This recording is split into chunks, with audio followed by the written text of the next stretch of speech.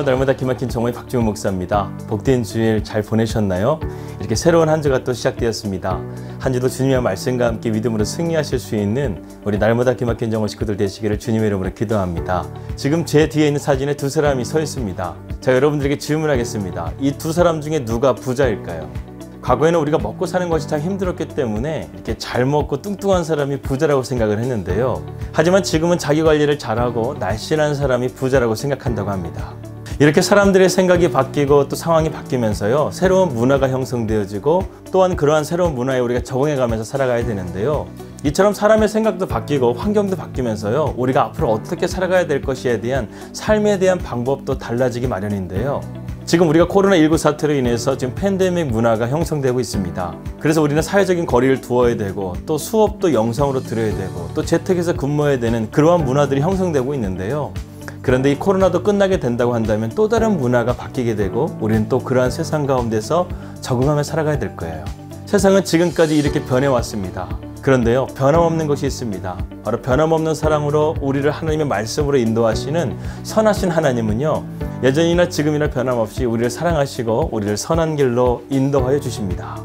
하루하루 변해가는 세상 속에서요, 우리가 말씀을 붙들고 반석에 서갈 수 있다고 한다면 마귀의 공격도 이겨내고 우리가 승리하는 한 주가 될 줄을 믿습니다. 2020년 7월 20일 날마다 기막힌 정호 시작합니다.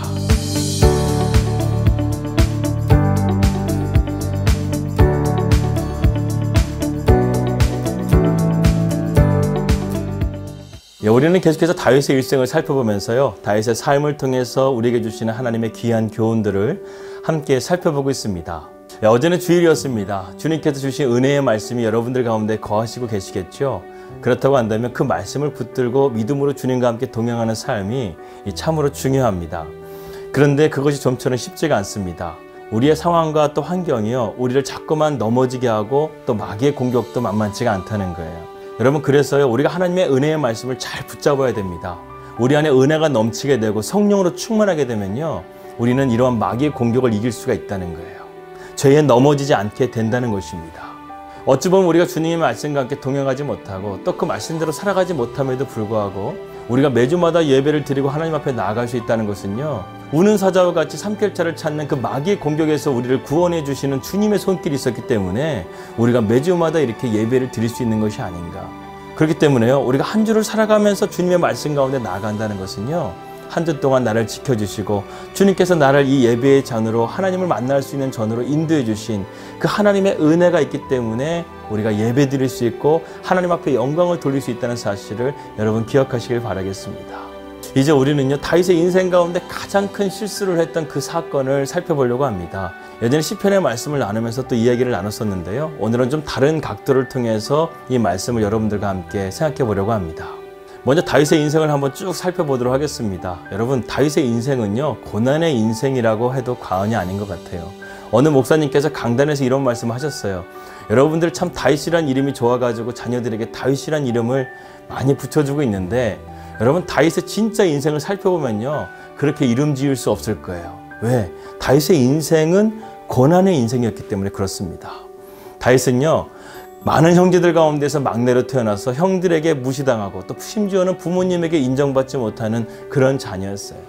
그렇기 때문에 그는 집에 있는 것보다 광야에 가서 자신의 양떼들과 있는 것이 더 마음이 편안했고요. 그리고 그 광야에서 하나님을 예배하고 또 하나님 앞에 기도하는 그런 훈련을 쌓았던 사람이었습니다. 한마디로 말해서 다윗은 고독했던 사람이었어요. 외로웠던 사람이었습니다. 그런데 그 외로움을 주님과 함께 하면서 외로움을 이겨내고 또 주님과 함께 하면서 들짐승이라든가 그 광야에서 어려운 상황 가운데서 주님이 지켜주시고 보호해 주시는 참된 목자라는 사실을 그는 깨닫고 주님의 마음이 합한 자로서 다듬어지고 준비되어지는 것을 우리가 보게 되죠. 그런 다음에 다윗은 블레셋과의 전쟁에서요, 이스라엘이 하나님을 욕보이고 있는 골리앗을 향해서 만군의 하나님으로 나아가서 물맷돌로 2m 80cm가 넘는 골리앗을 무너뜨리는 승리를 거두었습니다. 그런데 그것으로 끝난 것이 아닙니다. 그는 사울왕의 질투심으로 10년이 넘는 시간 동안에 그는 쫓겨다니는 도망자의 삶을 살아야 됐고, 또 그는 자기 아들 압살롬의 반역으로 인해서 그는 예루살렘 성전을 도망쳐야 되고 또 도망자의 신세가 되는, 그래서 다윗이요, 이스라엘을 40년이나 시간 동안 통치했다고 말씀하고 있는데요, 대부분의 시간, 거의 한 10년 정도만 평안했지 거의 30년이 넘는 시간 동안에 평안한 삶이 아니었어요. 그래서 다윗의 인생은요, 고난의 인생이었다, 이렇게 말할 수가 있는 거예요. 우리가 계속해서 사무엘하 5장의 말씀을 살펴보고 있는데요, 다윗은 5장부터 10장까지 이스라엘 왕으로서 탄탄대로를 걸어가는 것처럼 보입니다. 그런데 오늘 11장 말씀에는요, 우리가 보지 못한 다윗의 모습을 보게 됩니다.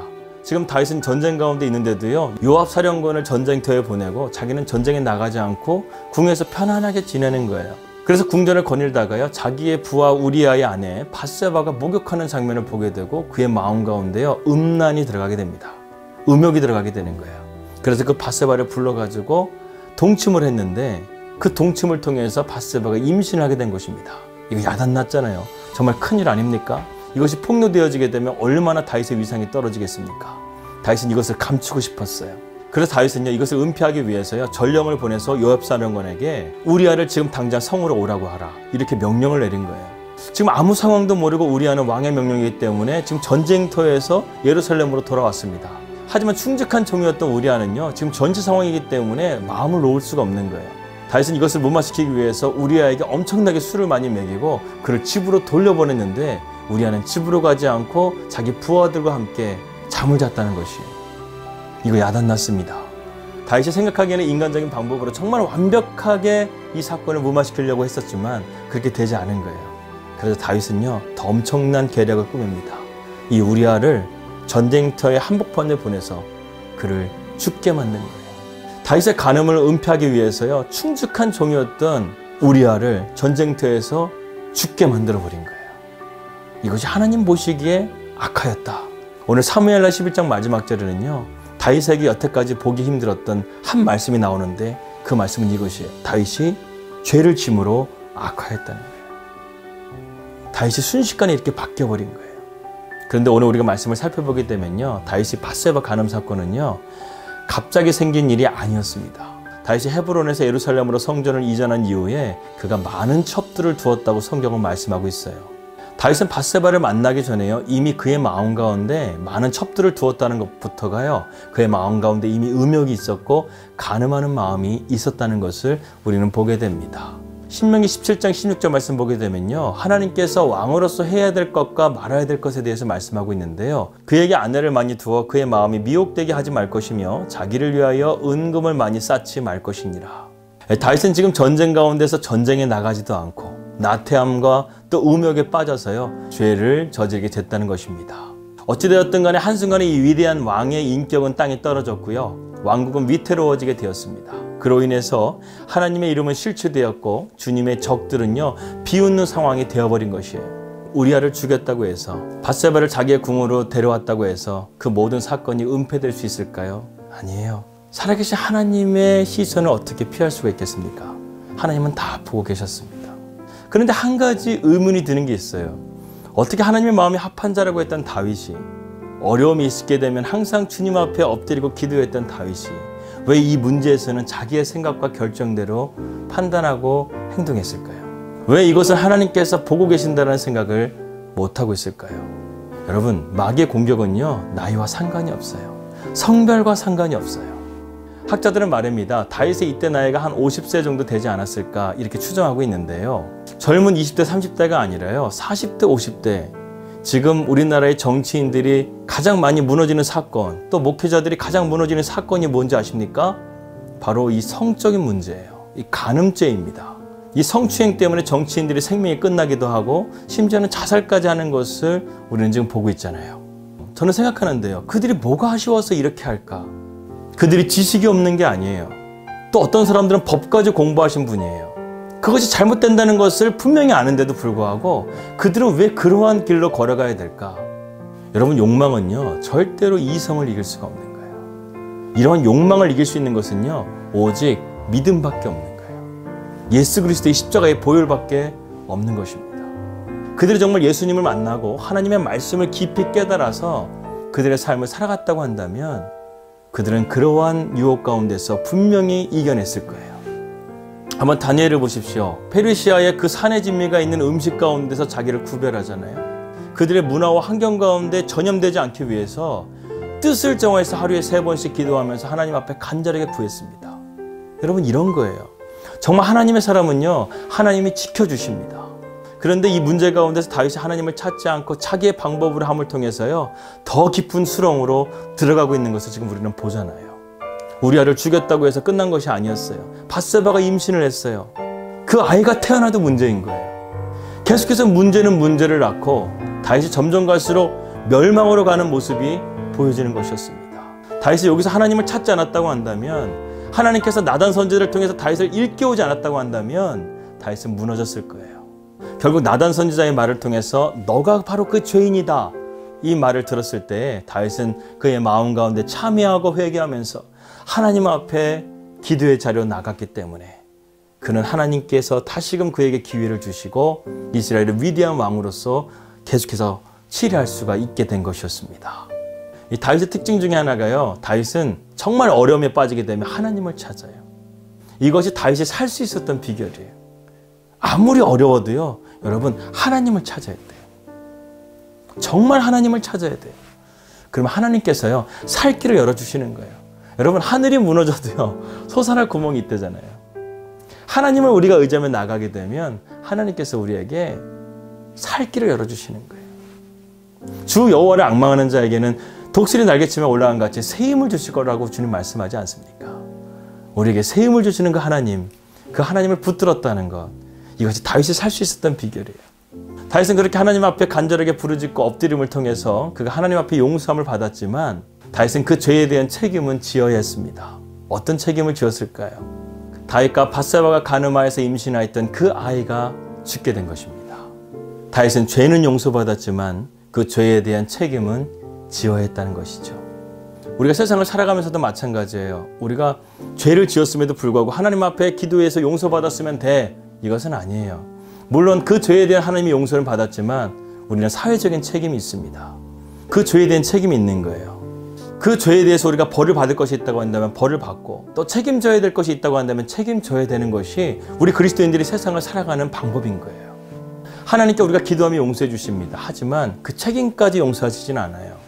오늘 다윗이 그렇게 하나님 앞에 간절하게 기도했지만, 용서해 주셨지만 다윗의 그 아들을 죽게 하신 것처럼 우리가 이러한 하나님의 공의와 정의의 하나님이 어떠한 분이신가를 우리가 바로 알아야 됩니다. 하나님이 이러한 징계를 통해서 다윗은요, 더욱더 하나님을 두려워하게 되고 하나님을 경외하면서 그의 마지막 삶까지 실패하지 않고 죄에 무너지지 않고 믿음으로 나아갔던 것을 보게 됩니다. 어떻게 보면요, 저는요, 감사한 게 저의 인생 가운데 하나님이 이 육체의 가시에 대한 징계를 통해서 제가 하나님께 돌아올 수 있었던 많은 체험들이 있습니다. 저는 이것이요, 돌이켜보면 얼마나 감사한지 모르겠어요. 제가 만약에 이 육체의 가시가 없었다고 한다면요, 지금처럼 행복하지 않을 것 같아요. 지금 저희는요, 너무나 행복해요. 매일 하루에 3번씩 예배드리고 하나님 찬양하고 윤설이 학교도 너무 잘 다니고 있고, 저도 열심히 말씀 준비하고 영어 준비하면서 미래를 준비하는 거예요. 지금은 제가 여러분들에게 아무것도 보여줄 것이 없지만 그 약속이 어떻게 실현되는지를요, 이 날마다 기막힌 정오가 기록이 되어서 그것들을 계속해서 여러분들과 함께 나누었으면 좋겠습니다. 다음 주는요, 저희 가정에게 아주 특별한 날이 찾아옵니다. 저희 집에 작년에 차가 도둑 맞았을 때 그날이 바로 다음 주예요. 1주년이 되는 날입니다. 저희가 그 차를 도둑 맞지 않았다고 한다면, 저희가 그러한 어려움을 겪지 않았다고 한다면요, 하나님의 뜻을 보지 못했을 거예요. 여기까지 올 수 없었을 것입니다. 그런데 그 사건이 처음에는 많이 힘들었지만 돌이켜보면요, 그것이 얼마나 감사한지 모르겠어요. 한 가지 기억나는 것은요, 제가 정말 불평과 불만 많이 했던 게 뭐냐면, 아침에 새벽 예배 갈 때, 뭐 그렇게 먼 거리도 아니었어요. 그런데 매일마다 편하게 차로 갔던 그 거리가 매일마다 걸어가야 되니까요, 그냥 입에서 불평 불만이 이렇게 나오는 거예요. 그랬던 시간들도 있었습니다. 다른 사역자들은 차를 타고 자유롭게 다니는데 저도 차를 사고 싶었어요. 그런데 하나님께서요, 차를 사지 말라는 거예요.